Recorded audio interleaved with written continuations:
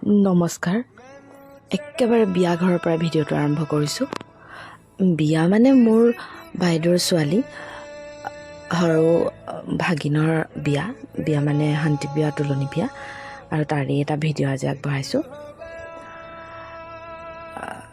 এয়া বিয়া ঘৰৰ দৃশ্য, ধুনীয়াকৈ সজাইছে বিয়া ঘৰটো। আমি এয়া বিয়া খাবলৈ বুলি আহিছোঁ আৰু এয়া ৰাতি মূৰত তেল দিয়াৰ দৃশ্য। আমি সকলোৱে মিলি একেলগে আমদালি গাঁঠিছোঁ। আমদালি গাঁঠি ঘৰৰ দৰ্জাত, প্ৰতিখন দৰ্জাতে দিয়া হয়, বেইতলত দিয়া হয় আৰু তেনেকৈ নিয়ম থাকে আৰু কিছুমান আমদালি লগাব লাগে। আম পাত দিয়ে, পাণ দিয়ে, তেনেকৈ দি আমদালিডাল তৈয়াৰ কৰা হয়। আৰু এয়া দেখিছে নহয় বিয়া ঘৰৰ ব্যস্ততা। এয়া আমাৰ ৰাতি মূৰত তেল দিয়া দিনাৰ দৃশ্য। তেওঁলোকে নিয়ম কৰিছে, মানে পানী তুলিবলৈ যাবলৈ ওলাইছে। এয়া মূৰত তেল দিছে তাইৰ কইনাৰ মাক, মানে কইনাৰ আইতাকে কইনাৰ মাক হৈছে। তাৰপিছত কইনা ধৰা আৰু দুলনি ধৰা তেওঁলোকে মিলি মূৰত তেল দি আৰু এয়া পানী তুলিবলৈ বুলি সকলোৱে একেলগে ওলাই আহিছে। এয়া ৰাতিৰ দৃশ্য দেই। বৰ ঠাণ্ডা দিন আছিলে, কিন্তু বিয়া দিনা ঠাণ্ডা পৰিছিলে। এই ঠাণ্ডাটো মানুহে মানে সকলোৱে আৰু বিয়া বুলি খুব ফূৰ্তি কৰিছে, খুব আনন্দ কৰিছে। ঠাণ্ডাকো নেওচি পানী তুলিবলৈ গৈছে। আমিও একেলগে ওলাই আহিছোঁ বোলো পানীকে তোলোগৈ। এয়া আমাৰ কণমানি টিকলি তুলনি ধৰা। আৰু এয়া ৰাতি আমি গৈ আছোঁ একেলগে সকলোৱে। তাৰপিছত এয়া পাবলৈ হৈছে আৰু অকণমান দূৰত আছিলে জেগাডোখৰ। এইজনী আমাৰ আগত কইনা ধৰা গৈ আছে। এয়া পানী তুলিছে, জল দেৱতাক পানী খুজিছে, কিবা কিবি নিয়ম কৰিছে। সঁচাকৈ আমাৰ অসমীয়া সমাজৰ সংস্কৃতি, লোক সংস্কৃতি বুলি ক'লে বৰ চহকী দেই। এয়া পানী তুলি অহাৰ পিছত আকৌ এবাৰ মূৰত তেল দিছে। আমাৰ কইনাৰ সখীয়েকে এয়া ঠিক কৰিছে বিচনাবিলাক। এইয়া কইনাক এতিয়া নিব বেই ঘৰলৈ গা ধুৱাব। বা এই ঠাণ্ডাত কইনাক গা ধুৱাব, কষ্ট অকণ পাইছে দেই কইনাই। এয়া প্ৰথমতে কইনাক মাহ হালধি ঘঁহিছে। এয়া কইনা ধৰাই ঘঁহিছে সকলোৱে। এয়া নিয়ম উলিয়াই আনি ঘৰৰ এই বাৰাণ্ডা তাতে বহাইছে। অসমীয়া সমাজৰ কৃষ্টি সংস্কৃতিবিলাক দেখিলে মনটো সঁচাকৈ ভালেই লাগে। ইমানবিলাক কৃষ্টি সংস্কৃতি আছে। বিয়ানাম, আইনাম, দিহানাম, বনগীত, কিমান কি যে আৰু বহুত বাকী আছে। এইবিলাক সকলোবিলাকে আমাৰ অসমীয়া লোক সংস্কৃতিৰ ভঁৰালটো চহকী কৰি তুলিছে। এইবিলাককে লৈ আমি আমাৰ পৰম্পৰাবোৰতো আমি জীয়াই ৰাখিবই লাগিব, নহয় জানো? এয়া আমাৰ দুলনি ধৰাই, কণমানি দুলনি ধৰা, তাইক মাহ হালধি ঘঁহিছে দেই। আৰু এয়া বেই তললৈ নিছে, তাইক গা ধুৱাব। গৰম গৰম পানী আনি দিছে, নহ'লে ঠাণ্ডাতনো কেনেকৈ গা ধুব বাৰু। সকলো ৰাইজো আহিছে ধুনীয়াকৈ। এইয়া মই পিছে মাহীয়েকৰ শৰাইখন ডাঙৰকৈ আগবঢ়ালোঁ দেই। এয়া ভাগিনটো লগ নেৰেই নহয়, সিও মোৰ লগে লগে একেবাৰে বায়েকৰ বিয়া বুলি খুব ফূৰ্তি তাৰ। আৰু ভাগিনৰ বিয়া নানাচিলে জানো হ'ব? এপাক নাচিয়ে দিলোঁ। এনেও নাচনী মানুহ, মনবিলাক নাচনীয়ে হৈ থাকে। নাচিব পালে বাৰু ভালেই পাওঁ।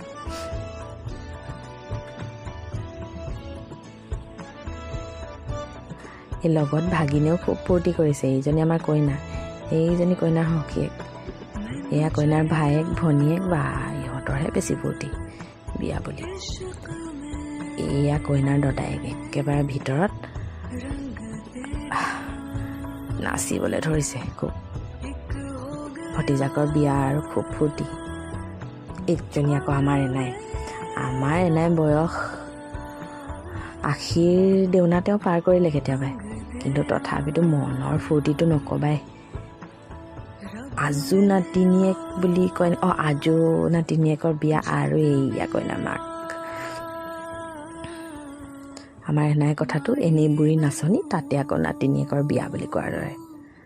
এইজনী এয়া পিছদিনা ৰাতিপুৱা দৃশ্য দেই। কইনাক বেউতললৈ নিব আৰু হাঁহি দেখাইছে মোক। মাহী বুলি ইহঁতি পিছেই নেৰে। কেনেকৈ যে চকুৰ সন্মুখতে ডাঙৰ হৈ গ'ল ভাবিবই নোৱাৰি। এয়া পানী তুলিছে, পিছদিনা ৰাতিপুৱাৰ দৃশ্য। পানী তুলিব গৈছে, পানী তুলি আহিব, আকৌ কইনাক নোৱাব। এয়া আমাৰ কইনাৰ মাকে পানী তুলি অহাৰ পিছত এইদৰে তেওঁলোকক সন্মানেৰে আগবঢ়াই আনে।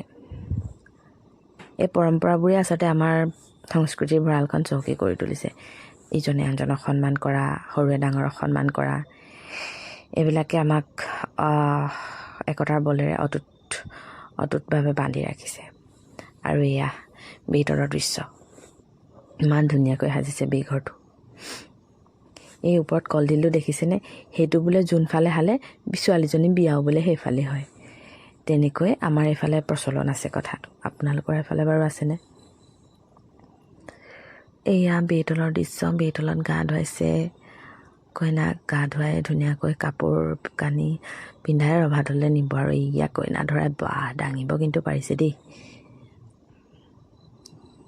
এইখন বৰবিৰা।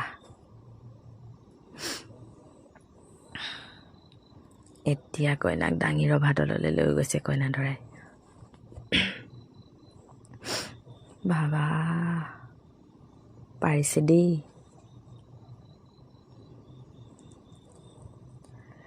এয়া গাঁৱৰ জীয়ৰীসকলে লগ লাগি মূৰত চাউল দিছে কইনাৰ। ইজনী আমাৰ কইনা হালধীয়া হৈ বহি আছে। ভাল লাগে বিয়া ঘৰ এনে দৃশ্যবোৰ দেখিলে। সকলোৱে আনন্দ মনেৰে, ফূৰ্তি মনেৰে। এয়া কইনাৰ আমৈ খুব নাচিছে।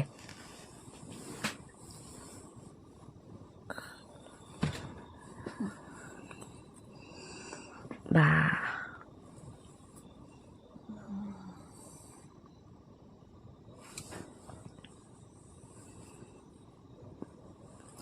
এয়া কিবা তেওঁলোকে নিয়ম কৰিছে, কণাই কোলাত লোৱা বুলি কয় নেকি, খুব সম্ভৱ মই জনামতে। ভুলো হ'ব পাৰে বাৰু। এয়া আমাৰ কইনাৰ আপাক।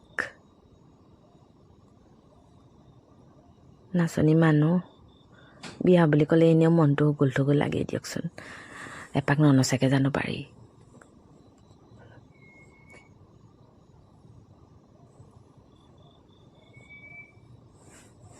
এই ৰাতিৰ দৃশ্য, সকলোৱে একেলগে মনৰ আনন্দত খোৱা বোৱা কৰিছে। কইনাৰ লগতে ভাত খাইছে। দিনটো বেচেৰীজনী ব্ৰতত আছিলে। আমিও ভাত সাজ লগতে খালোঁ, মেলিলোঁ, ফূৰ্তি কৰিলোঁ। আৰু এয়া ফূৰ্তি আমাৰ এনাই আৰু কি ক'ম, এনেই বুঢ়ী নাচনী, তাতে আকৌ নাতিনীয়েকৰ বিয়া। নাচিব পালে তেওঁক ক'বই নালাগে। এই বয়সতো যে ইমান ফূৰ্তি বাছ হৈ আছে, সেই কথাটোহে খুব ভাল লগা দেই। এয়া কইনাৰ পৰিয়ালৰ সকলোৱে একেলগে মিলি নাচিছে। কইনাৰ আপাক আৰু গাঁৱৰ সম্বন্ধীয় লোকসকল। সেয়াই আৰু আমাৰ এখন বিয়াৰ ফূৰ্তি আনন্দ। কইনাৰ পেহীয়েকেও নাচিছে। বাৰু আজিলৈ আহোঁ দেই।